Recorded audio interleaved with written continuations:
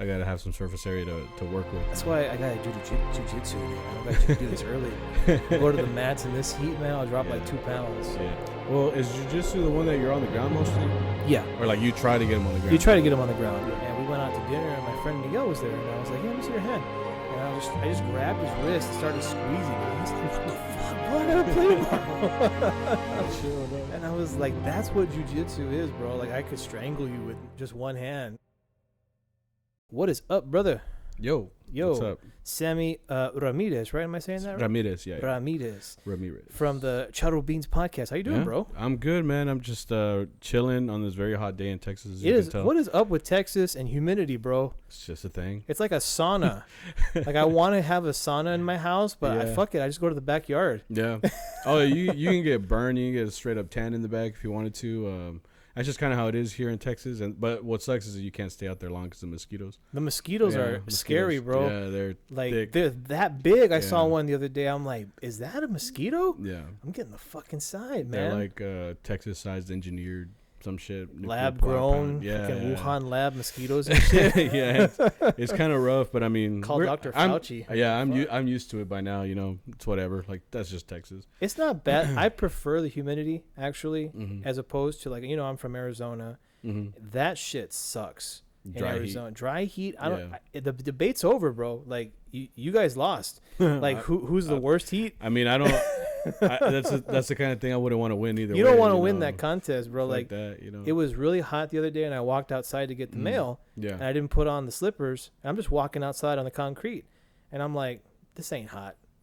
This is okay. And then I walked back in barefoot, right? Yeah. But in Phoenix, like right now, it's like 125,000 degrees. Yeah, I've seen the videos where people are like cooking on the ground. Yeah, it's real. Yeah, you can sizzle. You can actually do that shit in Phoenix or Tucson. No, fuck that. Those are the kind of days I just stay inside, and I don't even feel bad about it. I'm just like, oh well, I'll just stay here. Fuck it.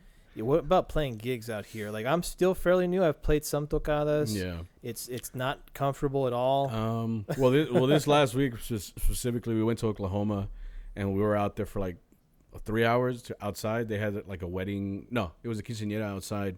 So it was rough because the whole time we were just soaked. Like my boss, you could see like he had a black vest under the white jacket, and you could just see the black vest outline. It's just like a water park, huh? Yeah, you touch him and he feels like a damn pad or something. Like he was just soaked, you know. Like that kind of sucks, man. Because that kind of does start to bleed into your instrument a little bit. A little bit, you get a little front sweat going. Yeah, like I've seen vihuelas that are just fucked from the back. Like some people, I mean, I don't sweat that much. Like I'm not like I'll be sweaty for like my back or something like that. But there's people that sweat all over.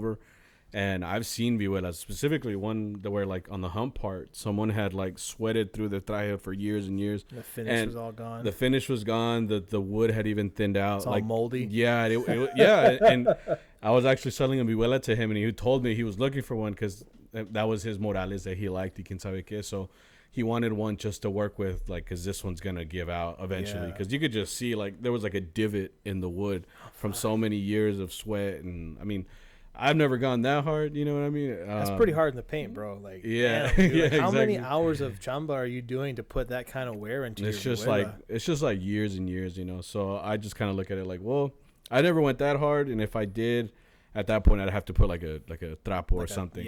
But I know my body, so I'm like, I know I'm not gonna get to that point. Yeah, you know? bro, I sweat from my knees, bro. Like in jiu-jitsu, we were just talking about jiu-jitsu before the podcast, and like when I'm done, like my knees are sweating. It's like someone took a piss down my leg. I'm just like, what the hell's going on? Yeah, it's like, damn, bro. Like exactly. From Arizona, I think you get adapted because if you don't sweat from like every inch of your body, you'll just die. You just overheat. You ever been heat stroked? No, I never. Well, I felt like shit before, but I don't know if it was a heat stroke. Like brown piss heat stroked. No. That's I guess nothing. That's pretty bad, bro. Like that's happened to me a few times in Arizona growing up, and like it happened to me as an adult. Yeah. And that was worse because like when you're a kid, like you get hurt all the time, you get sick all the time. Yeah. You're fine. But as an adult, you get heat stroke, like you feel like you're gonna fucking die. Hell yeah. And then you take a piss and you're like, "Whoa, that's brown." I think I'm gonna die. That's a fucking. I mean, that's not right. Psychological damage and shit, bro, just from playing gigs all day. Like, I've never seen that before. It's like any kind of strangeness going on with that area of my body. I want to go to a hospital immediately. Yeah. At that point, I think it's just a safety issue. Yeah, it's a safety issue. Yeah, the older you get, the worse it gets too, bro. Yeah.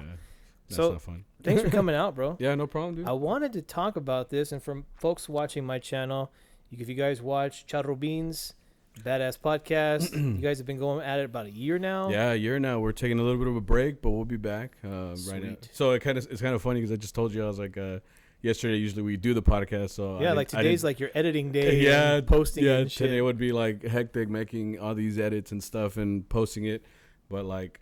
I'm on a podcast, or on a video with you, so yeah. It's like we didn't plan it that way. Yeah. I just like texted him like a few weeks ago. I was like, "Yeah, a topic I really need to talk about." Yeah, it's a good topic, but I don't want to sound like a jerk. Yeah, because I often do. Most people always say like, "You're so negative." Yeah. Why do you always say?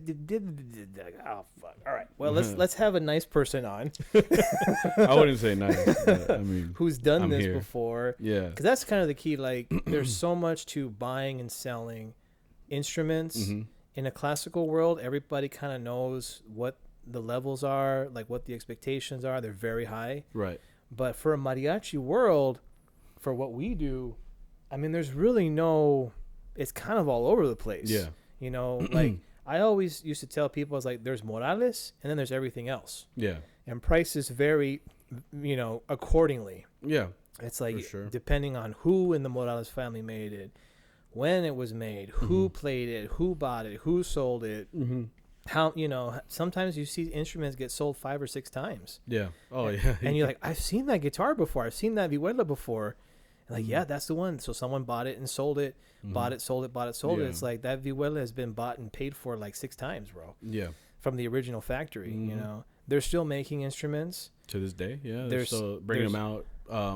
From what I know is you can still order them. You can still call them up. The last time I heard people talk about them, they said that you can call up Morales' factory, which is just Victor Morales and his sons and family there. So it's not Roberto, obviously, anymore since he passed away. Like 4 or 5 years ago. Yeah, so, I mean, you can still order them. You can call them up and be like, hey, I want this vihuela.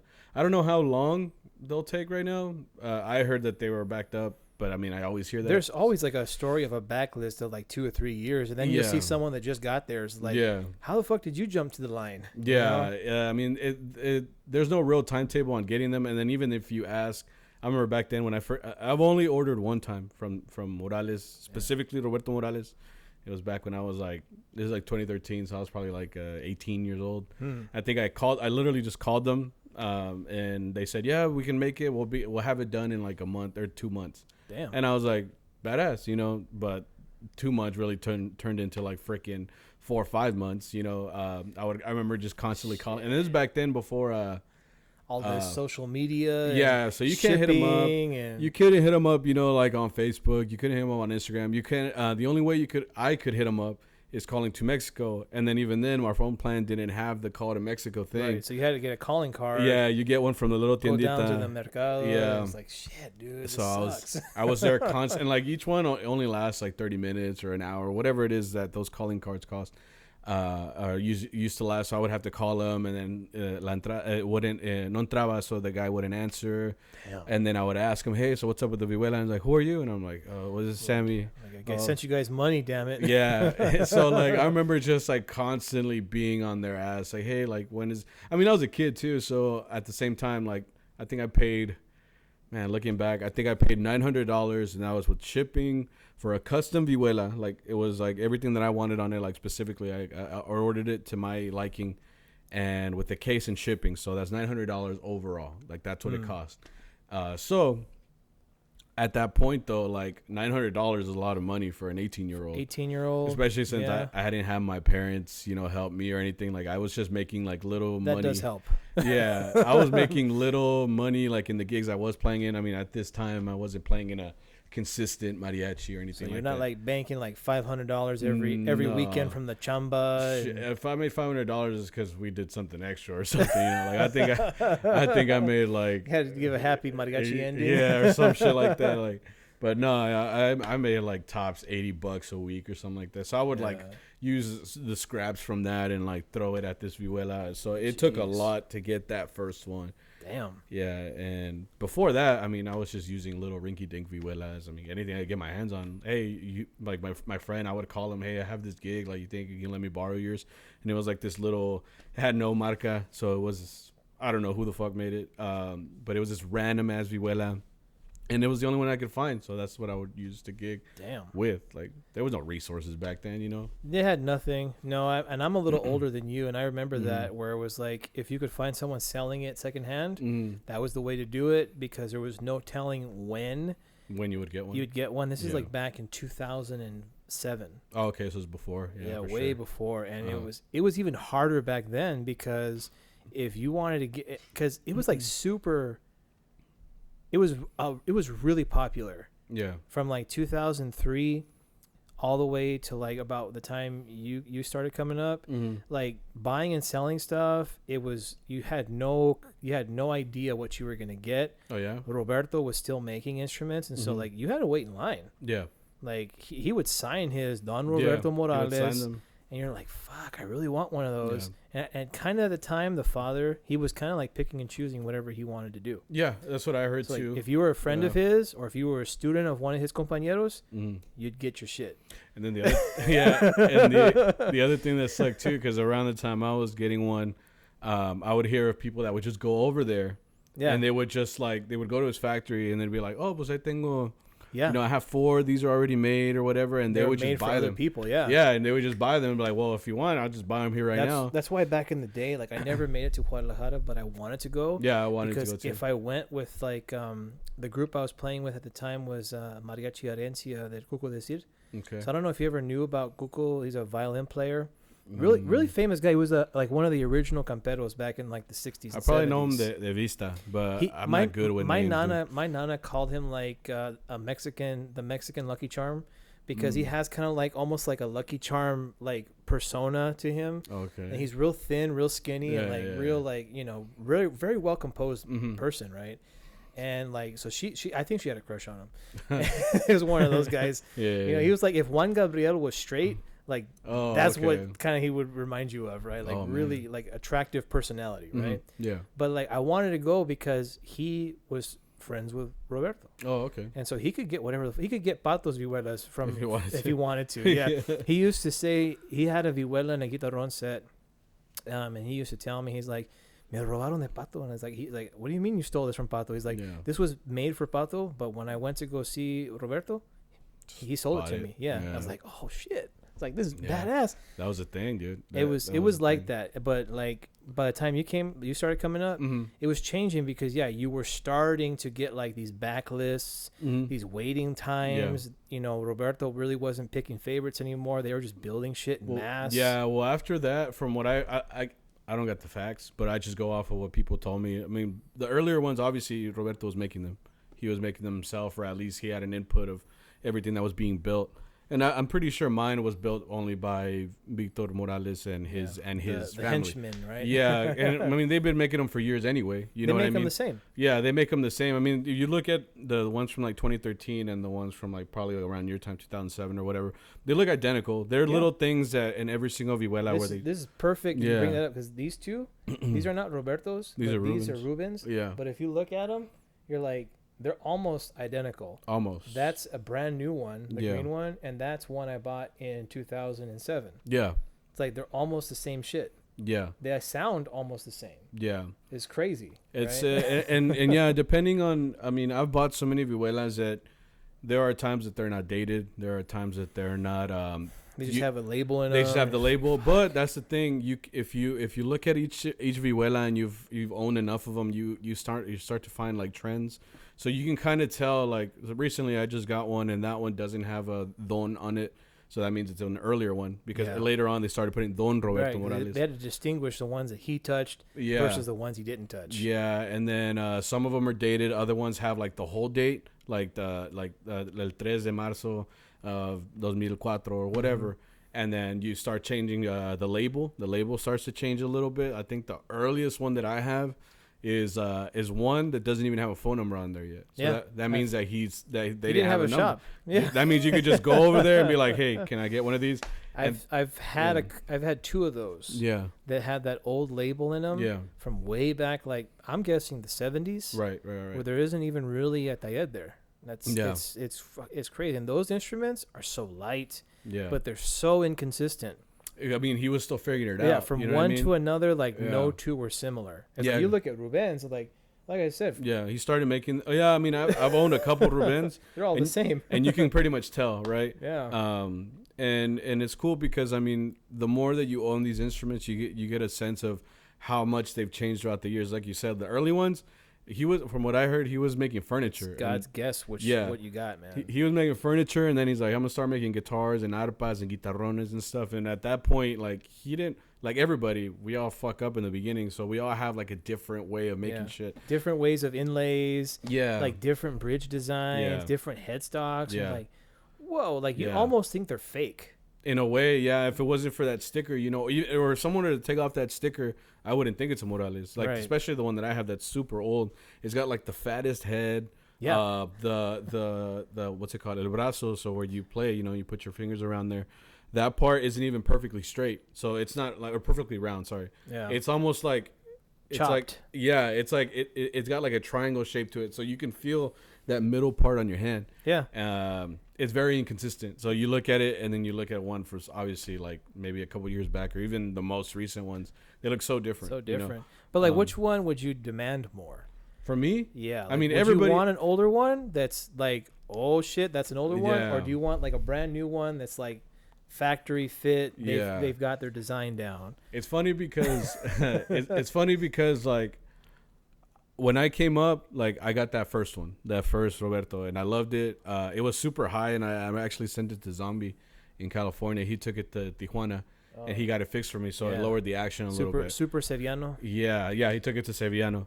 Good dude. Yeah, my green bass was done at Sevillano's shop. Yeah. Ooh. From what I can tell, he does great work and stuff like that. And since he got to work on mine, it was awesome. And they all pretty much do really good repair work. Yeah, I've yet to see like a legit like a Candelas, a Sevillano. Like Candelas restored that bass. Yeah, I remember seeing that. And you talk about inconsistencies. Yeah, like he designed it, and he restored it, and to copy it exactly like how he had an older Roberto guitarron that was like 40 years old, with a similar pattern. Yeah, and you can start to see the lines how they are. And I have an old vihuela from the same time period. And you look at them like they're exactly the same. Yeah, it's kind of like a copy. Almost like a copy. Yeah, but you look at it from that to one today, you're like, that doesn't look right. Like no, that's exactly how they used to make those. It's crazy. Yeah, like, and that's why I bring up the fact that like when you say like which one I prefer. I'm very picky. Like I'm a very picky player. So I think I had this conversation with Victor, who was with me on the podcast. Yeah. Where I told them I'm more of a comfort player than a sound player. Playability. Right. Yeah. You want the longevity because you're working. Yeah. Like I work consistently like every weekend. So like I'm doing this for a majority of my life, right? Or up until this point, I've been doing it for the majority of my life. So every time I play, obviously, I want an instrument that feels good, because like I've had vihuelas where, for instance, like I told you right now, I had a vihuela that was my favorite for like a year. Since I bought it, it's been my favorite. It's a Roberto Morales from like 2007. So it's a size 1, so it's small. I'm a small guy, so I need a small instrument. Nice. It's a nice fit. Yeah, when the ones that are bigger and wider, I feel very out there, almost like a guitarrón or some like shit. You're playing one of those like old school like mariachi guitar with the turtle backs and shit. It looks like the fucking bandolona loteria. Yeah, you know what I mean? Sevillano used to make one of those. He called it a mariachera. Yeah. And it's like a fucking giant vihuela for a guitar. You're just like, I can't play this. And for me, like I said, like since I broke that one and I had to go get it fixed and everything, I had to change to another vihuela. Now I had this other Ruben that I recently bought, and I started playing with that one, but I see the difference right away. I'm like, I prefer the other one, but for its size, Rubens are a little bit, even if they're the same size 2 or whatever, they're bigger. They're a little bit bigger naturally. So like I feel the difference right away. So it not only changes the way it sounds, the way it feels, but also like the angle of my arm. Right. So like when I'm playing, your attack is different. My attack is different. My whole technique is different. So I have a tendency to pick the ones that are better playability for me, because I've played gigs where I'll be playing 2 hours in or whatever. I'm like, I miss the other way with that, because at this point, like, I feel like I don't sound good, or like I feel like I'm playing differently. Like, it's like I always relate to like pitchers and like, because I like baseball, right? But like that's how they feel. Like with their equipment, they like their equipment because that's the way they want it. It's very specifically calibrated, right, for them to do what they do. You know, if they change their glove in the middle of an inning or something, it's gonna feel different. Up, you know, So it's the same way. It's the same reason that I always go for playability. So like if I order vihuelas all the time, or I buy them from someone here, from someone over there. I get it at my house. I start playing it. I know pretty much right away, like, if I like it or if I don't like it. And then if I do like it, I'll take it out to play. And if I don't like it at the restaurant or at the gig that I'm at, then I'm like, I prefer to sell it, because I know I'm not gonna like it later. Right. Usually you have a window of how long you keep them. Like me, I have a window of how long I keep them. And if it's being sold, it's more because it wasn't a bad vihuela. It was just bad for me. Like, because that's some things that people will ask me questions about. Is like, oh, well, this guy's selling this. Do you think it's good? Because he's selling it. It must not be good. I'm like, I have no clue. But, I mean, that explains perfectly the answer to those questions. Is like, well, it may not just be the right instrument for him or for her. Might be for you. Yeah. Right? If you don't have anything, you have nowhere to start from, buy it. Because you could always sell it, right? Yeah.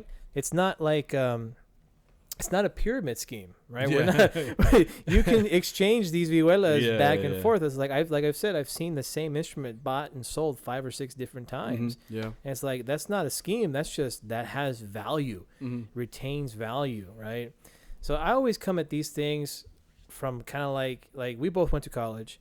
I studied economics and engineering, which brings a whole nother set of bullshit along with how you think and how you evaluate things, right? So I wrote up this little like list, just some talking points, because most people, they say, oh, well, you guys talk about great stories, but you don't provide information and blah blah blah. Okay, here's some information. Here's the information. We've been in the buying, and I'll put this on the screen when I edit this, but we've been in the buying conversation. Quality is a big thing with instruments. When you pick up an instrument, like, automatically you're like, okay, I see some rough scuffs. It's been used, it's been worn. It's like, what does that tell me? Is it shit? No, it means somebody used it. So it must be something, right? So when you play it, like, first impressions. Like, you want me to give you first impressions? Like, just a quality. Like, it's obviously been used. It's like, roughed up. Like, for example, this is a Reuben, right? This is like, I'm going to pretend I just bought this. There you go. Okay. Let me so we're evaluating this from a buyer's perspective. I just paid anywhere between $400, which is the lowest I've ever bought a really good instrument for, all the way up to $1,100, $1,200. That's the most I've ever paid. Then that's a good. Let's say I bought this for. Let's say you were being like, oh, well, I just want the money, so you gave it to me for $1,000. Like $1,000 flat. You shipped it to me. And you gave me the hard case and everything. So I look at this. I'm like, okay. From the pictures, obviously, you always go from the picture. The picture always looks. If they're taking it on like a super old phone, then they might not know what they have or whatever. It's all off angled. They're giving you shots of shit that you're not looking for. It's like, I'd like to see certain angles. It's like the worst thing. It was like from here that way, and it's like it doesn't tell me nothing. But like usually, like me, when I sell an instrument, I take all angles. So I'll take like the head. I'll take the diapason from here down, the back, the sides. I want someone who wants to buy it to look at every aspect of the weather, because that's what I want. Standard operating procedure, basically, because we know. We've been doing this for a long time. That's the kind of stuff that I would want to see if I saw it in a listing, right? So then at that point, I look at this and I'm like, okay, I just got it in the mail. There's no cracks. Okay, cool. Then I see that it's got a little bit of like rough parts right here, like it's a little dirty. So it's a little dirty. So that could just mean either you didn't clean it, or it means, like you said, you used it. You've been using it, and that's obviously where your arm goes when you play, right? I look back here. There's a little bit of dirt here, but we all get that from having sweaty hands and playing. I see that it has good. The shalas. Yeah, these are very good tuning keys. They're better than the ones that they put on. Them bitches you can't even get, even if you have the money. Yeah, so so that tells me that someone cared enough to change these, right? Because I mean, Ruben has his that he puts on, and they're the standard, and they're great. They're not. There's nothing wrong with them. Like they work, Yeah, but these are better. Getting showers on those will last you 30 years. Okay, some of those showers are 30 years old. And from what I can tell, that's pretty much it. I mean, there's a little scratch right here, but that's understandable with Gala. There's little scratches here. So for $1,000, like for me, this is worth it. Yeah. Because I mean, I'm like, okay, well, it's in good condition. I can clean this off. I can clean this. I can clean that, and then it looks like not a brand new vihuela, but a brand new used one. Right. So at that point, I'm thinking like I made a good deal. So now it's all a matter of playing it, and then the sound, right? Yeah. If it plays well, great. Mm-hmm. Yeah. If it doesn't sound well, jet. Yeah. Because I mean, bad. Okay, so there's a lot of conversations with that, but I know a lot of people say, well, it's always in the player as well. And I'm like, okay, cool. But look, if you put any great player with a shitty instrument, obviously they're also going to say that this instrument sucks. You know what I mean? Yeah, it's going to make it harder for that great player to get. It's a tool. Yeah, it's a tool. It's a tool, and that's why they call it an instrument. People. I mean, there's a reason. Like I don't know, like all these musicians, like Stevie Ray Vaughan used a Fender. Like he liked that instrument because it was a good instrument. Obviously he wasn't using like some rinky-dink guitar for $80. Wasn't doing like a Gibson Epiphone from Guitar Center for $300. Exactly. Like he wouldn't be able. He would play it. He would probably get something out of it. And he would sound good because he has the talent. He has the talent. But it would hold him back as a performer. Exactly. And that's what I mean. He'd be like, fuck, this isn't giving me what I need right now. He would actually start to play in a shitty mood because he just wasn't getting what he needed from that And that goes exactly to what I was talking to you, where I'm at a gig and I'm 2 hours in. Maybe it felt good in the beginning, but I start getting tired. And then I'm like, man, I missed that other vihuela because it feels better to me. Yeah. So then at that point, I start struggling, or not struggling, but I'll be like, I know I don't sound as good as I should sound. You know what I mean? It's taken away. It's taken away from everything as a performer. And that's what I mean. Like, you can't just say, oh, well, it's all in the person that plays it, because that's not true. There's a reason I play a Roberto Morales from 2007. That's my favorite vihuela. That's your shit. That's my instrument. That's the one that I've already put the strings that I like. I like the calibration on them. All these things contribute to my sound. But if you give me a Reyes or like an Allmark the very first vihuela that I played, you give it to me, I'm not gonna sound the same. No, it's gonna be like one of those kid ukuleles you buy at the swap meet, like chunk chunk chunk chunk chunk. Like I can technically still hit the strums. Yeah, but this sucks. I'm not gonna feel good. You know what I mean? I'll be playing and I'm like, dude, this vihuela fucking sucks. You know, like what am I doing this for? Yeah. Why did I even put on my traje? I'm uncomfortable on the car ride for this bullshit. Yeah, and there's like times where I'll be playing and I'm just like, dude, I want to get this gig over with because I know I feel like shit. I sound like shit.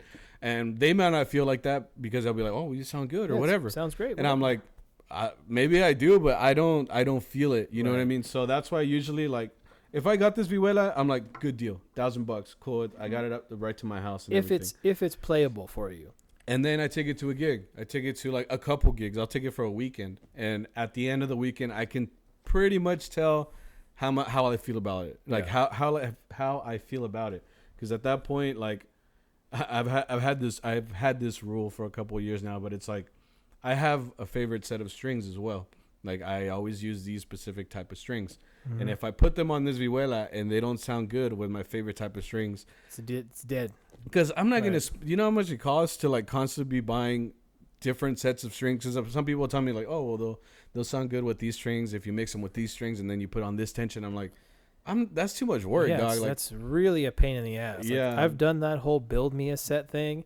And you probably can get there. Yeah. But it's expensive because you're buying singles and you're shipping singles and you're buying 3 or 4 sets of those sets. Exactly. You're spending $100 for strings. And it's a lot of work. It really is. I mean, people like to do that and that's fine with me, but I'm the kind of person where I will play every weekend. So I'm looking for one that I know I'm going to consistently keep for the sound and for the playability. The sound sometimes can come later. You know what I mean? There are vihuelas that you get and you play them and you're like, oh, le falta poquito, you know? It's a little bit dead back here, right. but and especially if it's a newer instrument. If it's a newer instrument, for sure, it's gonna like it's that it's one. Gonna open up. That if you want to take a look at that one, so we got one Ruben, and then that green one, a newer one, right? That's like a 2020, if I'm not mistaken. I just bought that last year. Yeah. And so that's super new, and then I was a little disappointed in the finish. Because the back is like, okay, somebody didn't put the last coat on there. It's like, fuck. Oh, yeah, you can see that it's not properly sealed. No, it's matted. It's like someone forgot to put that last finish on the back there. That kind of sucks. Yeah, someone's just like, nah, si déjala como quiera. They can't return it. Yeah, no, like, it's not coming back here. He has to sell it. It's on him now. Yeah. But I got lucky in that it's not damaged. It's built correctly, and the top is actually a quarter sawn top, and it's actually book matched. So the sound that one produces, just luckily, outweighs that kind of cosmetic flaw. And I'm like, okay. I had to get it refretted because the frets on it were bullshit. They weren't tuned. But now that I got it refretted, and I put those shallers on there, I found an old set. So you see, guys, there's a lot that goes into picking an instrument and a tool that you can either record with, play a stage with, or play chambas with. And you need one for each occasion. You bring up a good point because I've had several vihuelas like at this point. And there are vihuelas that I wish I would only play. Like, for example, I always bring up that 2007 that I have. I would gig with it every week, every single week. And I actually... like recently cracked it because I saw the pictures. I had it. I wanted to cry. I was like, fuck. I recently cracked it because I had it at a gig. So at the same time, it's like it should be good. It should be a good idea to have multiples because then you could. I mean, I'm not a professional mariachi. I'm not in a studio or anything like that. So I'm not gonna do that unless like I recreationally make like mixes in my house or something. Yeah, it comes in handy. I mean, we started the trio. Yeah, it's like I have a good vihuela that I can record with. And on the spot. It's like, all right, that works. But you always, if you work as consistently as a lot of people that I've seen that play vihuela, they go through a lot. I recently talked about this on my Instagram, but I said, I think I had a video where I talked about taking care of your instrument because there are some instruments where I'll buy them and like recently I just got one, for example, someone had played this vihuela with a guitar pick. Oh, Jesus. So what happened is they chop through the mica right here and right here. Yeah, it's like because I mean if you're using a pick, you're coming down on it like on that. The wood, yeah, it's so crazy. This person eventually what he did is he ripped through the mica, and now there's two like huge divots in there. So I mean, it can be repaired. Yeah, it can be repaired. You're adding cost to something that you already put money into, right? And you're going the wrong way. Yeah, and that's why the wrong way. And that's why I pretty much said like, well, look, you got to take care of your instrument either way. Okay, like. Think about it like this, like at any standard, like for us for a weekend, we go to like maybe like 4 or 5 places a night. I mean, think of all the strums you give your instrument. There's probably like 10,000 strums a night. Yeah. I don't even think about every single son, every single ranchera, bolero. It's got to be thousands of strums a weekend. It's probably a lot. It's a lot of wear and tear. For you to be doing incorrect stuff like that. Yeah, and then think about it like this: like you go play at a chamba, you're sweating, your hands are sweaty. You're constantly touching the tuner, just touching right here. You're touching the side when you're just standing there. There's a lot that goes into your instrument. So what I say is you got to take care of it. So like give it a cleaning, dude. Like pásala con, get like a good cleaning solution and keep it running because at the same time, they only last so long, you know. But you can make them last longer if you actually take care of them. Yeah. Like on average, even on a consistent use, they should last you your career. They should all the way through when you're a young professional, through to when you can't fucking play anymore. Your hand gives out, right? That's the idea. And there are vihuelas that are in pristine condition after 40 years, 40 plus years, and that's because people usually took care of them. Like you could tell because the original varnish is still on there. There's a smell. Yeah, and there's a very specific smell. Yeah, and it's original. And then the top usually is yellow, but it's like a natural yellow. Right. It's not. It wasn't sanded. Yeah, because when you sand it, you can tell the yellow under that first layer. Was taken off. Right. There's a newer. Yellow layer to those tops, like that one there. It's like that is actually not an aged yellow. Yeah. Like when we restored it, there was some age put onto it because someone really fucked that up. Yeah. Bad. Right. It basically, when I took that to Tomas, he just was like, dude, hang it on the wall, dude. I don't even want to touch it. Yeah. But then if you want to see like the back of it, then we looked at that and that wood and he's like, oh shit. He's like, that wood is extinct. Like, that doesn't exist anymore. I was like, for real? He's like, yeah, Morales used those back and sides for a while, and those don't exist anymore unless you can find them like you just did. Yeah. So he's like, all right, leave it here. Yeah. Go ahead and work on it. He's like, we'll figure something out. I was like, shit, okay. But you can see how badly it was treated, even on the sides and on the back. I can see all the cracks that it had. Yeah. And that's what I mean. Like, some people, I mean, I can't tell the person that had it before. They could always be like, I've also heard stories of, I was talking to Tony from Sol, back when he was in Sol. And he said that, he had a vihuela in the closet. His kids were playing around in there, and they broke it. That's right. So it's like sometimes you can't control it. Yeah, you can't control everything that happens. I mean, I didn't plan on breaking my vihuela that day either. Yeah. But I've only broken one instrument, and that was a Candelas vihuela, and I just had it sitting on the wall. Yeah. And it just went snapped the neck. I was like, fuck. And that's like a different type of pain too. Like when you see an instrument fall or like hit something hard. It's like it's kind of similar to getting kicked in the nuts. Yeah, because nobody wants that. There's a shock that goes through your spine. Like, oh fuck! I just got kicked in the nuts. Oh damn it! It always gives me like this like a feeling in my back, like something crawls up. I'm like, shit. Oh shit! Like it's a shitty feeling. Sometimes you hear violin players like tap on their violin with their bow. Oh yeah, they be going too hard sometimes. They'll like, be I was like, oh my god! Like telling people to clap, and I'm like, dude, your violin though, like, it's okay, bro. Yeah. But damn. Yeah. So that's a big thing, guys. When you're buying, quality is a big thing. Quality, and as you can see, quality is very subjective. It very much is. There's so here we're probably gonna run out of time, but selling. That's cool. Selling, right? Mm-hmm. So there are people that buy instruments specifically to turn them and flip them. Yes, there are a lot of people like that. Which isn't bad. It's not bad. Yeah. Some people, and this is probably what got the idea in my brain to have this conversation, was because I saw a lot of comments on Facebook on a few posts. Okay. And people were just like, well, that's too much money for an instrument. Yeah. And I'm like, okay, well, what does that mean?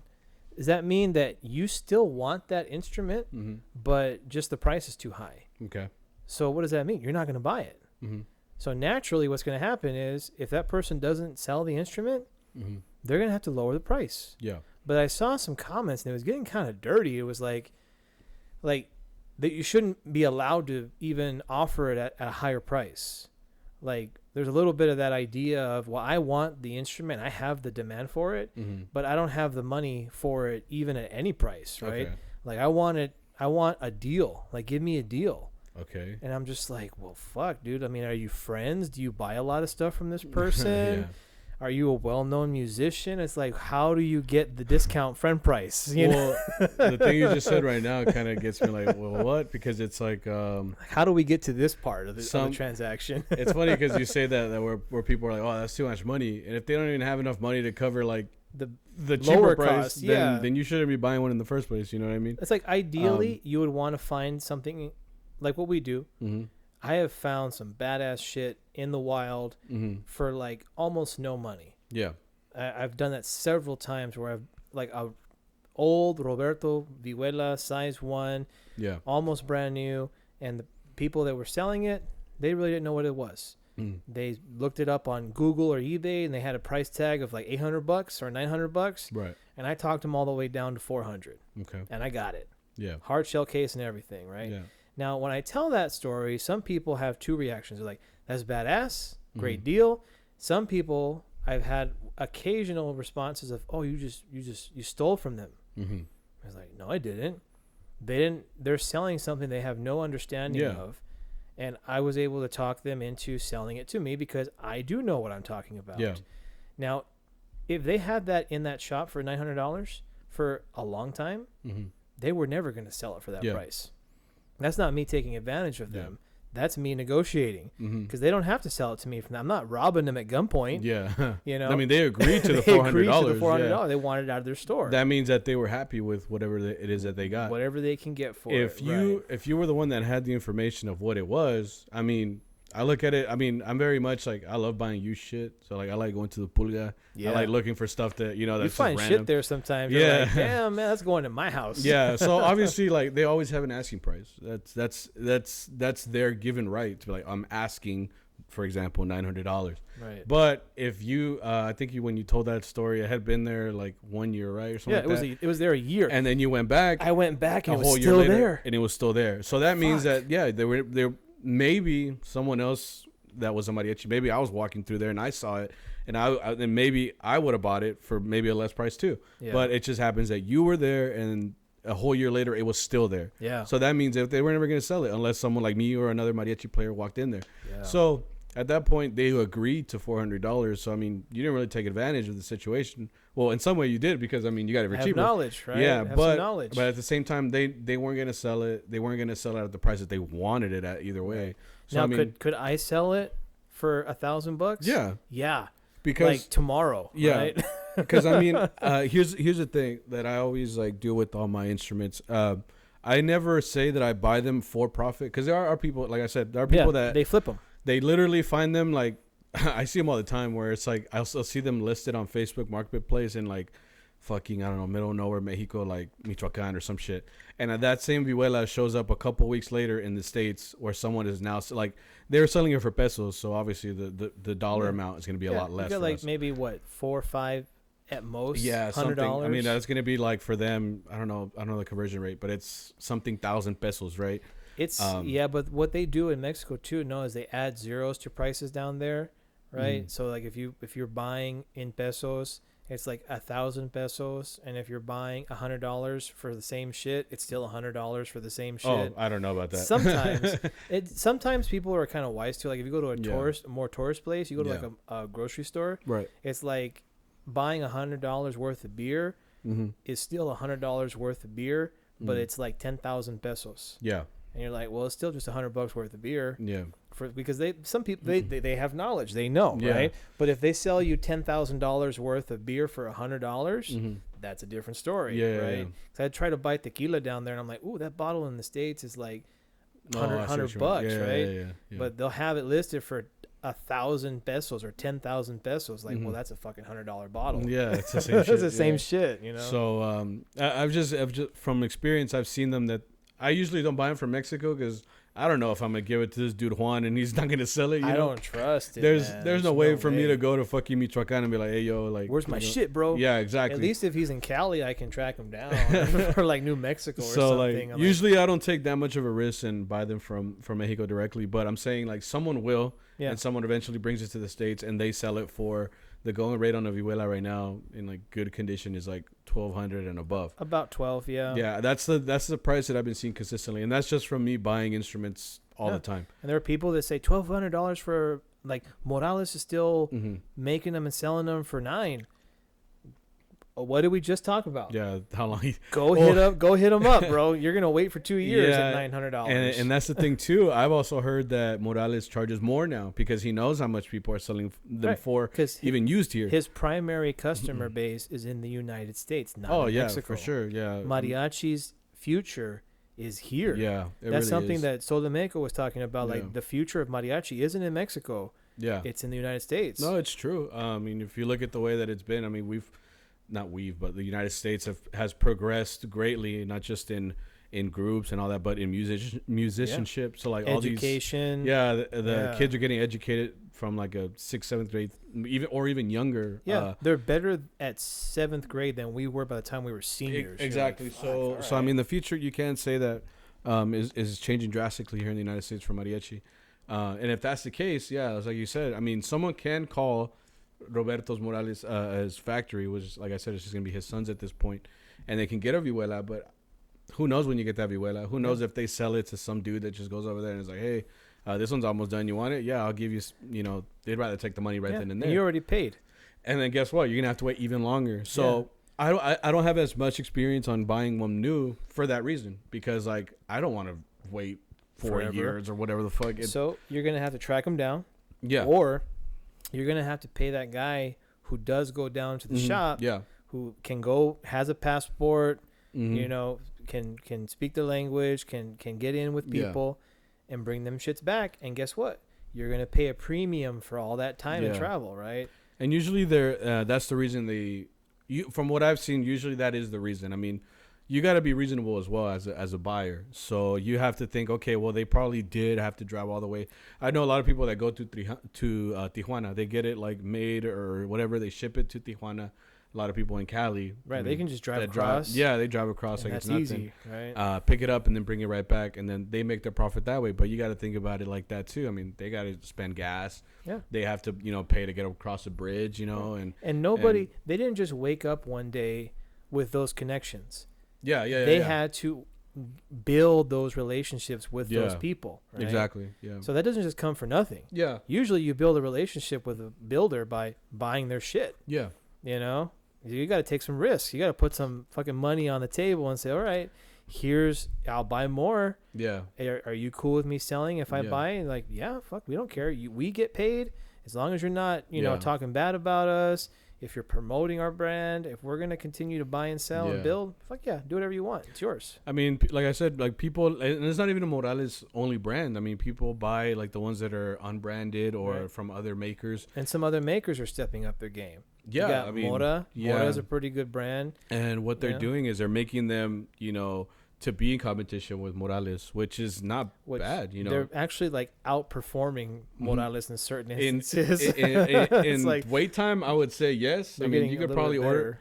Every time I've ordered like 2 Moras, and they've been done in like a month. Like he's very quick about. I mean, I don't know about now. He's getting popular now. Yeah, you can't even get one from him for a couple of months now. It's and that's why in some ways you do pay a premium for a used instrument, and it's because it's like it goes back to everything we talked about. You know what I mean? Like they all depend on the condition. They all depend on because the only thing you don't know about is the sound and playability once you get it. Yeah, that's the only. And you mentioned this earlier, but you said some people ask you like, was this a good instrument? Fuck if I know. How do I know? Because really like when I started buying them and selling them, I bought them with the intention of always like I would always buy one and keep it. Like that was always my thing. I would buy it because you're a hodler. I guess if you were a cryptocurrency guy, you'd be hodling right now. It's like that's my shit. Yeah, I don't care what price it is. Yeah, like I always buy them with the intention of keeping them because I mean I'm a vihuela player very much, and that's what I do every weekend. So I know I'm gonna use it. That's a good philosophy though, because when I started building a collection, like I'm a guitar guy, right? Like, so I don't know if people can see this. Yeah. This thing that we did last year, I mean, I don't know what you think about this. Well, very detailed. I mean. It's some crazy shit. Yeah.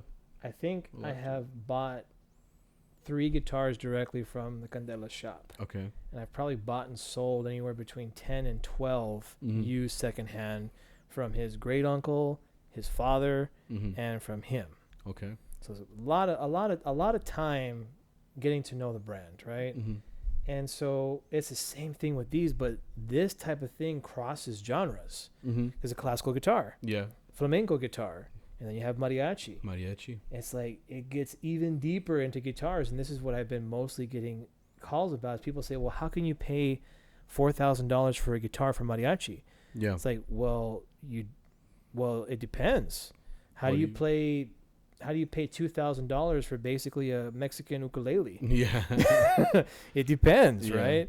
And so like the level of details that go into some of these things, building those relationships and then getting those prices, I paid a lot more than $4,000 for that instrument, but back in the day, like that's about what it was going for. Yeah. Now a standard classical guitar is like $8,000 for not just for any brand, like that's used. Yeah. So like if you have like a 1970s like Jose Ramirez like classical guitar, that's about $8,000. Shit. $8,000. I think I was sick to buying vihuela like that. But like if you talk to any classical player, like a university classical guy or girl, right? Yeah. Say, well, what do you expect for a concert guitar? They at minimum they everyone has told me $8,000. And this was 10 years ago. right? Some prices are going up. It's like now it's 10. Right. Some of it is 11, right? So that's getting closer to what I had to deal with for that guitar, right? But like you can't necessarily resell that for that price off the bat. Mm-hmm. It's a whole different market because there's so many builders and so many options that you really do have to get down into like, okay, how low can I get a guitar used? How much am I going to use it? How does it respond? How does it sound? And then after the fact, like if I'm going to buy a new, like you have to buy that to love it forever. Right. And that's one thing that someone told me when I started collecting guitars is like guitars can be a good like side hustle, but you have to buy every instrument as if you were going to keep it. Yeah. Because you might get stuck with it. Yeah. So if you buy something that you think you're just going to flip, you're going to lose money. Yeah. So you have to buy every guitar with the intention that you're going to keep that guitar forever. That's going to be your new workhorse. Right. And that's kind of the same thing you're saying. It's like you buy stuff to keep it. And by doing that, you're actually buying things that you more than likely are going to be able to resell in the secondary market. Right. Because if you get burned, at least you got something that you love. Yeah. I mean, that's it, because that's a good way of putting it, because every single instrument that I've bought, it's to keep it. And like I said, I'm not putting down anybody that buys them to resell. All you flippers out there. Yeah, because like flippers do it because either they make money off of it or they like, people just like doing shit, you know. So people like to be in it. I like to buy and sell shit because every time I buy and sell a guitar, it's almost like I just sold a guitar to a mutual friend. Yeah. And he fucking loves the guitar. Yeah. And all of a sudden 3 or 4 more guitars just popped up on my radar, and I'm just like, I'm not buying. Yeah. But it's like the guitar gods, bro. They talk to you like, oh, okay, you sold that guitar. Okay, good. Here's 3 more that you might want to buy. Like, no, I'm not buying any more shit. I'm saving money right now. And I think it all goes back to kind of like how you said, everybody puts a value on what they have. So like we've said it already with like the people that flip, usually it's because a lot of work goes into getting it. So if they're selling it for $1,200, $1,250, maybe that's because you got to look at it like, what did they do to get at that instrument, and what do they still have to do to get it to you? Yeah. So like me, I put a price on certain instruments, like based on the condition or what it looks like on this. I usually tell them to send me a video of the sound and stuff like that too.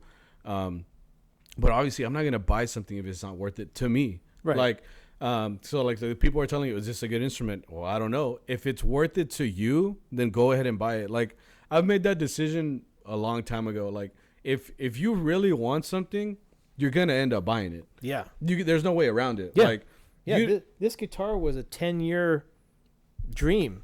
And you got it. And I got it. Yeah. You have to set a goal, set a budget. That's another thing we want. Exactly. Probably, what is your price? Right? Exactly. Yeah. What can you afford? Don't be buying shit on credit. Oh yeah. Don't go into like for one thing, don't spend if you don't have the money, obviously. No. Yeah. You don't want to put yourself in a bad situation. Like I've had all these instruments, but because I can. Right. Like your bills are paid. Yeah. Car notes paid. Rent's paid. Right. There's food in the fridge and there's gas in the tank. Yeah.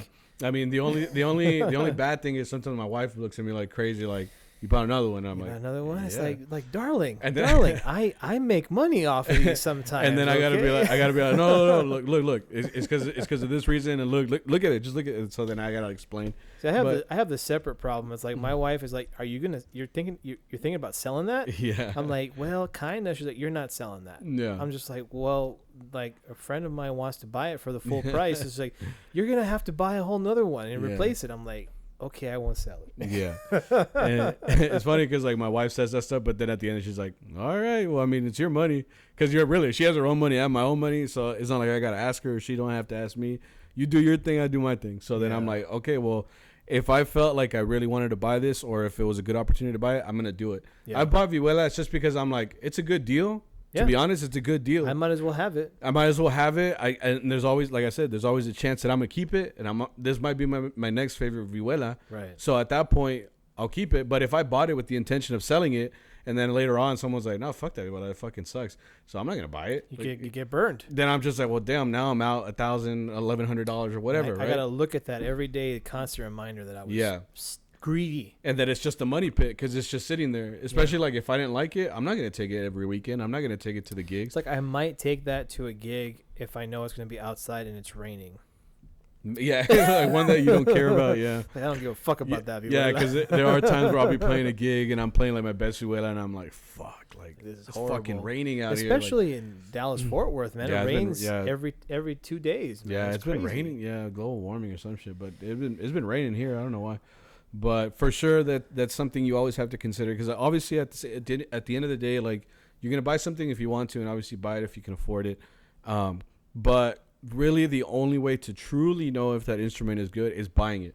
Yeah, because like you gotta pull the trigger. You have to pull it because eventually, like I said, if you really wanted that vihuela, you would buy it, and if you can afford it, obviously buy it. But you're not gonna find out until you get it. So someone can tell you, oh, it's a good, because I've had people tell me too, like, you think it's a good deal? I'm like, okay, well, it's a Ruben Morales. They'll show me the pictures. I'm like, okay, well, it's my friend recently. He's like, I'm like, it's in good condition. It comes with the hard case, original case, minimal scratches. How much does he want? $750. Oh, that's a badass deal, that's dude. That's a great deal. No matter what it is. You can buy it right now, and then later on, if you don't like it, you bring it up $50 or $75 just for the shipping or whatever. Or even and you can turn a profit on. Yeah, or turn it exactly. You can turn a profit. There's nothing wrong with profit. Yeah. As long the thing is that you can go crazy, and I've seen people do some crazy shit. Yeah. Like take an instrument that they bought for $800. It's not great, and they want to sell it for $15. Yeah. And it's like, okay, well, if the true value of that instrument is $15, it really is that good of an instrument. Right. Okay. Fair enough. That's the value. You want to suck all the value out of it? Yeah. Fair enough. The next person that sells it, they have to sell it for that price. Right? Yeah, exactly. Or they're the ones that get fucked, right? Yeah. But if it's a good instrument and you have a good reputation for buying good shit, you can do that. Yeah. If you don't know what the fuck you're doing and you buy things that are not good and then you try to pass them off at higher prices, you don't last. Yeah. You don't last, man. Like, people will not buy from you. Yeah. It's like they'll buy from you one time and they'll tell everybody that shit sucked. Yeah. It's over for you, bro. Yeah. You got to get a whole new Facebook account, whole new picture. You got to get like plastic surgery to be able to pull that off again. Yeah. And that's what I mean. Like, usually I've gotten vihuelas before, and they've all been good because usually I buy like Roberto's, Rubens. I've bought like Meras and Moras before. The only thing I've noticed in the resale market that Moras just don't sell. They don't? Yeah. I've had 2 of them and they took forever to sell. And it's mostly because people want a Morales.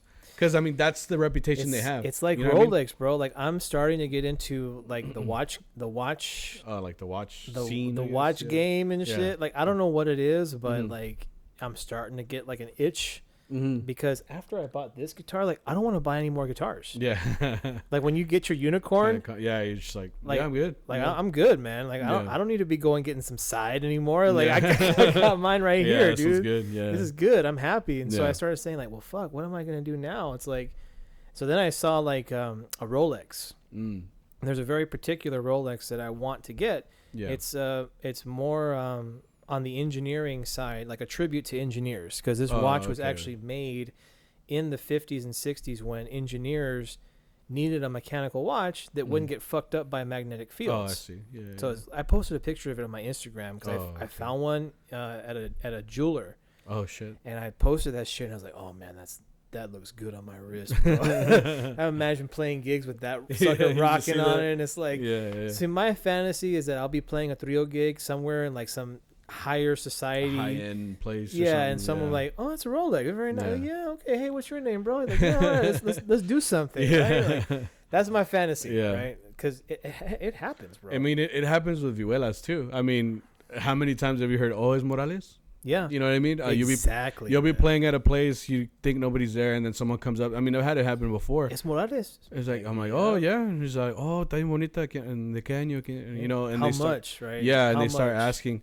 And it's because it really is like a brand. Obviously, that's why all the top dogs use it. I mean, because once you find one that's good, like, it's like you said, like, that's the one you got. Yeah. That's the one that you bring out to, like, I would think, like, if you go to a conference or something. Yeah, that's the one you're playing. Everybody shows up with, like, their best instrument. So everybody's like, oh, shit, damn, look at that one. Oh, it's got the stars, got the double linings. And I've never seen that design before. That's legit, blue? bro. He's got a blue one? That's weird. Yeah, and that'll just be going. And I mean, I wonder if violinists do that. I always think of that. You know, they do, but it's a whole different game, bro. Because, like, violins are so expensive. Fuck, yeah. Like, just, like, a college level concert violin Oh, 20 G's. Yeah. 20 fucking $1,000 like for a concert level, like college level violin. Like I said, I'll stick to vihuelas, man. Like sometimes I complain about the prices, but then I look like at trumpets and violins and like, even guitarrones. I'm like, man, you know what? I'm in my own lane. Multiple thousands of dollars. That. Like, damn, dude, that's crazy. That. Yeah.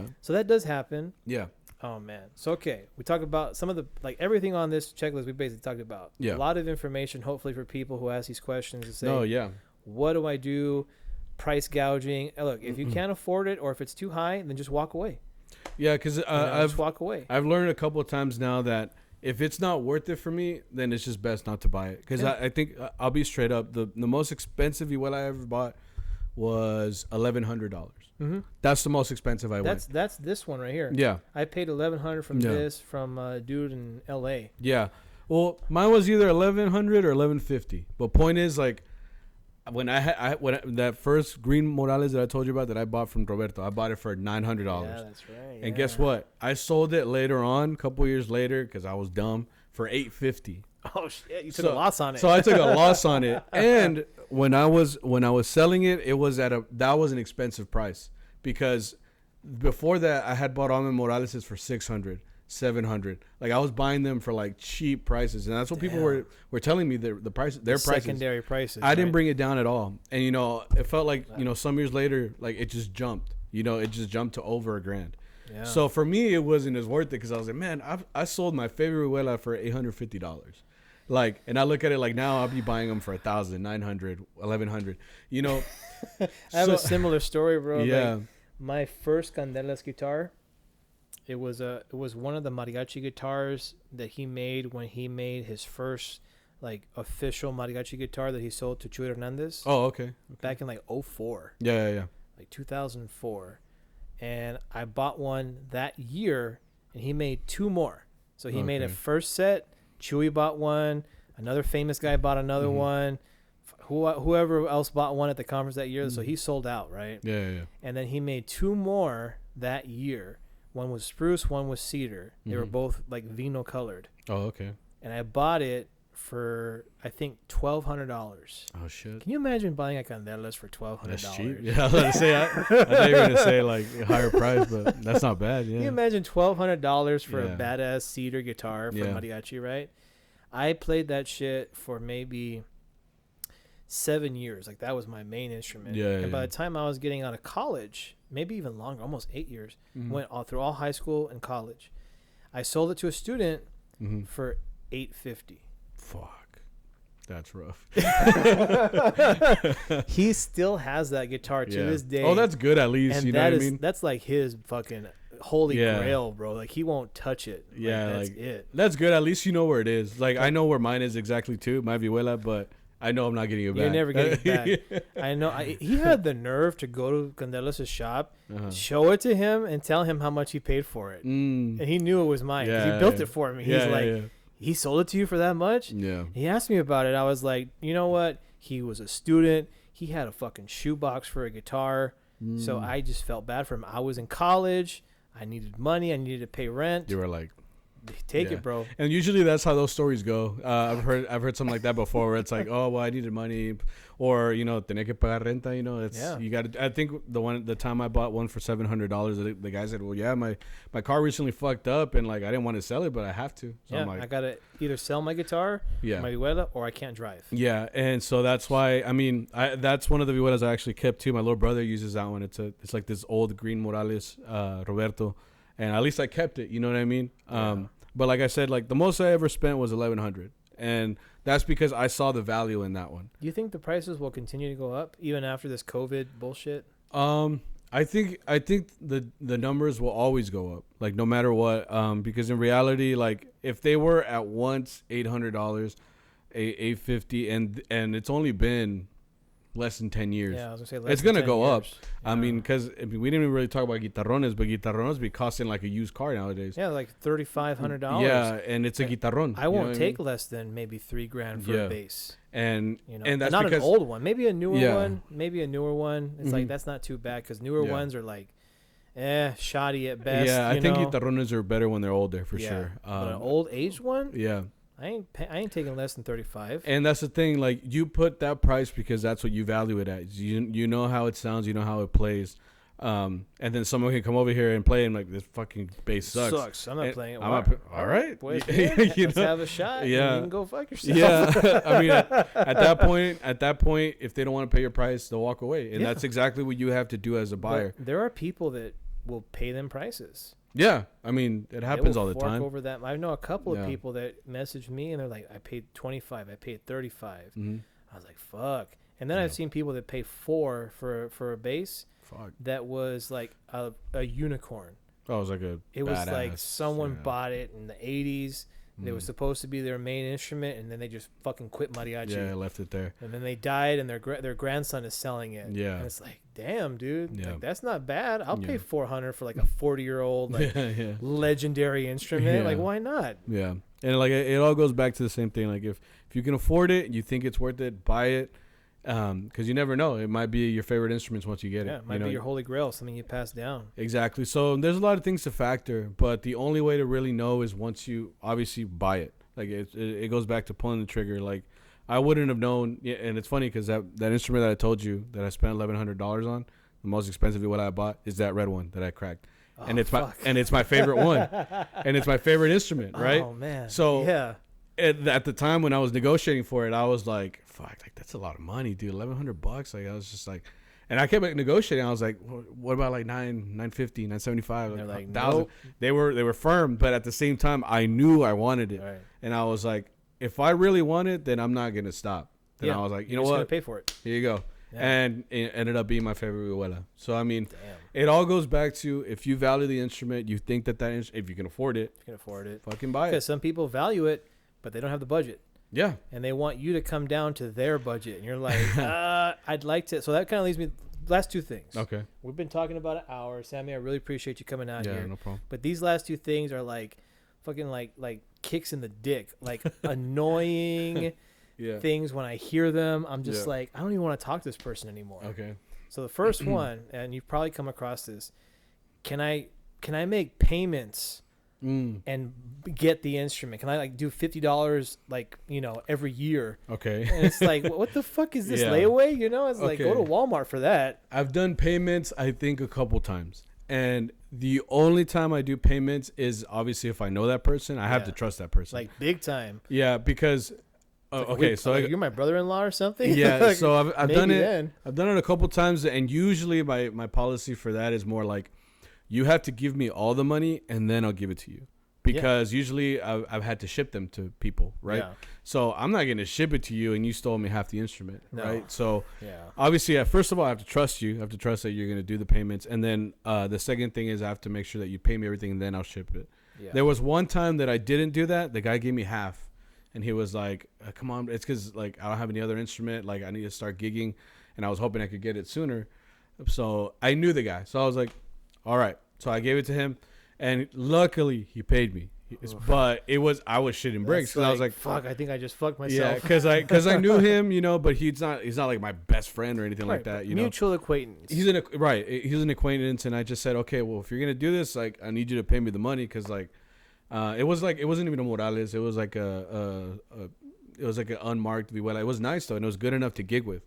So I told them, well, look, if you want it, give me half. And then I'll give it to you. But next week, I want the rest of the money, of it. Please. Yeah, so luckily he did, and then the other time I did it with someone else in Houston, I think, and what he did is he gave me every week, so he had a whole month to pay it, which was the longest I did. That's gotta suck. And the only reason I did it was because I wasn't like in a huge rush for the money, so I was like, I can afford to like sit on it. You know what I mean? And at the same time, I got to keep it all during that time. So it was whatever. At the end, he gave me all the money and I sent it to him. And then I'm looking back and I'm like, fuck, I miss that vihuela. It was such a good vihuela. Seller's remorse on all these. Oh, dude, it's still funny. Have pictures of everything I've ever sold. And I'm like, fuck, if I had all that right now. As much as we've talked about buying and buying them myself, like I've sold a lot of them. A lot of them I regret because, like I said, sometimes I know right away if I liked it. But then there were like those maybes. And then I look at videos and I'm like, shit, man, that was a good vihuela, man. Especially because like, when you sell a good one, it always happens. I'll buy one and it's shit. And I'm like, fuck. Isn't it crazy thinking back to where we started and like all you wanted was just that one. Oh yeah. You just wanted one Morales because you couldn't fucking get one. And and now looking back at the amount of shit that we've bought and sold in oh my god, that's crazy. I told you I was saving like $20 a week, $40 a week, like for that first Morales, and I sold it for like fucking pennies, dude. Nothing. Yeah. So yeah, you're right. I mean, I've been very fortunate enough to play a bunch of them and own a bunch of them, but I've also sold them, and a lot of the people that I've sold them to, they still have them. Yeah. So that at that's least like good. You feel good about that shit that's work that I put in that stays. Like I have friends that I've sold instruments to, and they've like toured the country with them. Oh, okay, cool. They've done like opera, like crossover shit with them, and like that's their like they have that instrument. It's like fuck, dude. It was just sitting in my closet for like 3 years, and now it's famous. No, yeah, that I do like when that happens, because a lot of the times I'll sell them and they'll be their first Morales or it's like their favorite. So that's the one that they use all the time. Like, yeah, man, like that's the one I never take out because like that's like my favorite one. I'm like, no, pues chingón, you know. And I'll be like, anytime you want to sell it back, like, you know. If you want it back, we'll do a little trade. Yeah. I'll give you some money, maybe another vihuela, just to sweeten the deal a little bit. Yeah, and I've had those before, you know. But usually the good thing is that they want to keep them. Yeah. I've also seen some where it's been like, oh, so what happened to the vihuela? Oh, luego la vendí, güey. And I'm like, fuck, like that was a good vihuela, man. Maybe you should just call me back, bro. I would have bought it for you. Yeah. So last thing, and I don't know why I'm a negative guy, man. I'm just ending this episode like on a negative note. What do you think when you see on like Facebook and shit, and they post an instrument, but they don't post a price? Oh, I do that. You do that? I do that. I've done that before too, because there's like, I don't know what it is about setting a price, because there's a little bit of back and forth, right? Yes. There's a little bit of, I might sell a guitarron to a friend at one price. Right. If a friend of mine is like is fucking playing for one of the famous groups, right, I might sell it to him at a cheaper price. Right. Because that bass is gonna go around the world. Yeah. You know, I like that story. I like, you see that fucking bass? That's my bass. I sold that shit to him, you know? Yeah. Or just a random person that I don't know, I might sell it to them for a higher price. Yeah. Because I have a little bit of that seller's remorse. Like, I don't really want to let this go for nothing. So I want enough so that it's like sweet for me, the deal. Yeah. Because I'm going to miss this thing. But if I get enough money for it, I'll get over it. Yeah. I'll get over that shit. You know what I mean? Yeah. But like sometimes it gets annoying for people. Because like every comment, cuánto. It's like, dude, you don't even like get in line, bro. Obviously, everybody wants this. The reason I don't put prices on my things is exactly what you just said. It depends on the person sometimes. Then I'll put hit me up for the price. Right? Yeah, hit me up. Because usually it's because one person might be from Texas who lives right here in Dallas. One person may live in fucking, I don't know, New York. I've had people hit me up from fucking Mexico and Colombia and shit. And I'm like, damn, well, first of all, I'm not going to give the same price for a dude in Colombia. First of all, I don't even know how to send shit over there. So I'm just going to be like, sorry, bro. Like, I don't know. But PayPal, bro. Yeah. So, but usually it's because, you don't know where that person's located. You don't know, like, if I have to pack it up more, maybe I could just drop it off to this dude here that lives, like, that I could just, like, drive to his house. Like, you get a local discount. Yeah, exactly. So, and then it's like you said, too, like, you don't know what you're going to like, I know what I want for it. Right. But depending on who the person is, where they live, and geographically, like, there's a lot of things that I factor into the price. You could get somebody who really needs an instrument in Nebraska and they have the cash. Yeah. It's like, so am I supposed to just leave that on the table? Yeah. That's the market. And then usually that's market demand. And usually, too, I'll go with like the first person that's serious, too, because a lot of people will be like cuánto, and I'll be like 1,200 or whatever the fuck I set it for, and they just don't respond. Yeah, and I'm like out. Yeah, it's like, well, fuck. Now I just gave a price. Now he's gonna go message everybody in the chat what the price is. Like, god damn it. I've had that before too. Like, someone sent me a message and I was like, "Quiere 1,200 por ella," And I was like, and it was me. Like, they were sending it to someone else, and I was like, yeah, I know. They're like, oh shit, sorry. Shit, my bad, wrong. Yeah, and I'm like, well, it's because look, really, dude, like I have to at the end of the day get my money back. Like I said, usually I don't sell them for profit, but I want to make sure I get what I paid for it. Yeah. Plus maybe a little bit. Maybe something, because I'm gonna miss this thing. That, and because maybe I went to go somewhere to pick it up, so I used gas to get it.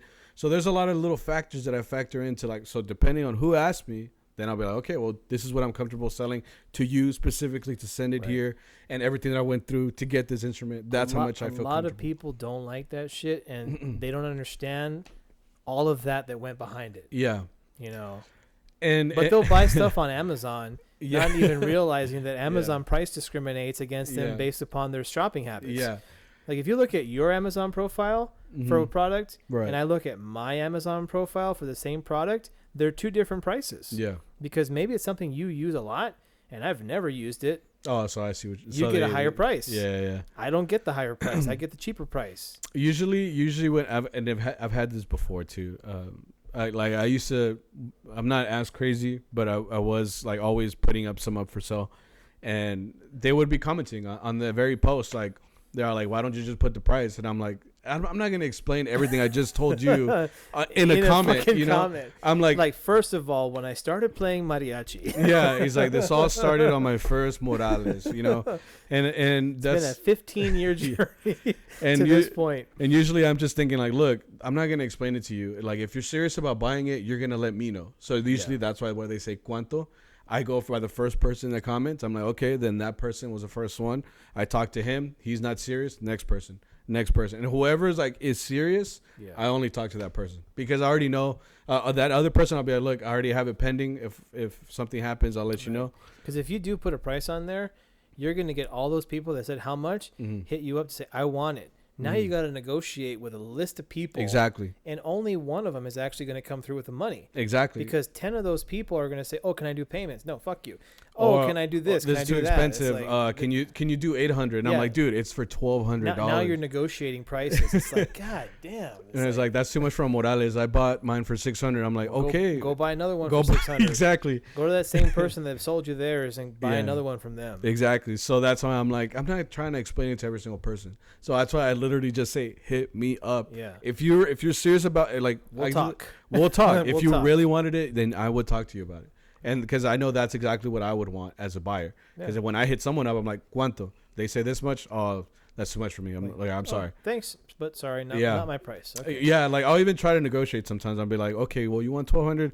I can do 1,050 or 1,100. Yeah, we'll get some wiggle room, a couple $100 here. And then usually they say like, no, I can only do 12, or like maybe I can bring it down to 11.75. And if I don't think it's worth it, I'm like, all right, well, thank you. Cool, thanks. Bro. Let me know if you don't sell it. I always end it like that. Like, let me know if you don't sell it, because most of the time they don't. Or if they do, someone like I said, pulls the trigger. Someone said, "Oh, 1,200, that's badass." Here, boom. You know, but I always leave it like that. Like, tú dime, if it doesn't get sold, let me know, and we'll just go from there. But like I said, I'll do payments. I work with people usually too. Like at the same time, I'm not trying to make money. I'm just trying to get my money back. Right. Like I said, I feel like it's a rent to own. I brought it home. I don't like it. Fuck, now I gotta sell it. Now, so now I know I have to do this fucking long ass process. I gotta get this money back so I can buy the next one. Exactly. That's how I money look back at. So I can buy the next one. Yeah. Right? I don't like taking a loss, and sometimes I have, you know, and it's mostly been because, like I'll buy it for like 1,100 or something, right? And then or like 1,000, and then like nobody wants it, and I'm like, fuck. That's what's happened with the moras. I think with the moras, I buy them literally. I've taken like $50 less and stuff like that. It's just because they don't want them. So I'm like, fuck. Well, I'm just trying to get my money back at least, you know. Yeah. As close as possible, and then I'll just sell it, you know. Hey man, Morales is the Rolex of the vihuela market. Man. And it's not to say that these vihuelas are bad. Like I've played great moras. I've played good meras. Mm-hmm. They've been like other brands that I've used. But at the end of the day, I always go back to Morales. Yeah. And if it's a Ruben or a Roberto, I own both. But it's almost like I got used to them. So like, if I know I want one of those, I'm gonna pay that price, man. Like, if that's what you want, you're gonna buy it. That's how I look at it. So yeah, exactly, bro. Yeah. Well, brother, we've been talking. Oh shit, a little bit over an hour and a half. Nice. Thank you so much for coming out to my house. We got all of this off our chest. So now the next time that someone asks you those questions, you can just send them the link to this video. Yeah, it's just here you go. Here's why I charge what I charge. Here's why I want 2,000 for it. Enjoy, because no shit, dude. Because like in 5 to 10 years, we're still in this game. Yeah, they could be going for those prices. Yeah, who knows? And at that point, maybe I just might retire from buying them because at that point, I'm like, I'm not selling anymore, bro. I can't replace them at this cost. Yeah, exactly. I'm just like, I'm not giving him a mortgage payment for a damn vihuela anymore. So no, fuck that. That's a whole house payment for a month, bro. Yeah. Like, unless I'm doing double that and selling them, it's not gonna happen, right? I think it's a good hobby to do. I think it's like for me, like it's like I said, I like when I sell it to someone and they still have it like years later, or like at least I made some money off of it, or I got my money back. It doesn't matter. Like at the end of the day, I tried out the vihuela. I gave it a chance. If I didn't like it, someone else is gonna love it. So that's how I look at it. On a positive note, guys, if you're watching this, just remember to try to be nice. Yeah. Try to be respectful of the person. If the person is selling something for a crazy price, you don't got to get all mean and nasty and okay, that's his price. I'm not buying it. Just don't buy it. Just don't buy it. Right? Leave it alone. Even though you really want the instrument, like you're not entitled to it for your price, right? At the end of the day, I'm the one that owns it and you're the one that wants it. If you don't want it, then I'll just keep owning it. Yeah, I'll just keep owning it. Eventually, the people's demand and budget are going to come up to my price. Yeah. Or I'm never going to sell it. Yeah. Right? That's just how capitalism works. And that's my loss. Then I have a freaking instrument that I'm never gonna play with until someone buys it. Yeah, that's sit there, that's that opportunity just sitting there on the shelf, right? Yeah, exactly. So yeah, guys, on a positive note, be nice, right? Be respectful. Yeah. Treat people with respect. Remember, when you're doing this type of thing, you just don't know. You might be building a long-term relationship with people. Yeah, exactly. Right? You might be building like a friendship with people. Yeah. Like, hey, every time I buy, I sold Sergio a guitar 6 years ago. Now we're compañeros and we're playing in a trio. Yeah, you just don't know where shit's gonna go. That's very true, man. Like I said, I've sold some vihuelas to like kids when they were like kids. They were barely learning and they wanted a Morales. And those same kids are, playing it many years later, and they're still playing, and now they're chambeando and they're still using that vihuela. So you do create relationships that way. I met so many people, buying and selling and trading and all that, and it does benefit you, if you're a nice person about it, then usually they might come back to you. They might be like, hey, you got another one? They'll bring you stuff like, hey, look what I found and I don't like it. You're like, oh, chingon, I'll buy that from you. Yeah, exactly. Like, hey, you sold me my first vihuela. I'll give you the jefe price. That's nice. You're cool with me, bro. You'll get it for a Krabby Patty and some fries, and that's it. Exactly. Yeah. But all right, brother. Cool, man. Thank you so much for coming on. No problem. Enjoy your break. Yeah. Enjoy the 4th of July. You guys are going to be chilling. Hopefully, guys, you don't have to gig on the holiday. Oh, we'll be gigging regardless. Yeah, that's that season.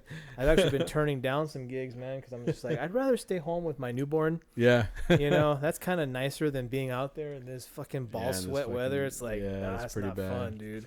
No, yeah, man, we're enjoying the break. We'll be back with Charro Beans podcast pretty soon, but should be fun. Nice, thank you for letting me in your cave of stuff. My man cave. Yeah. I wish my wife would let me do this much to our room.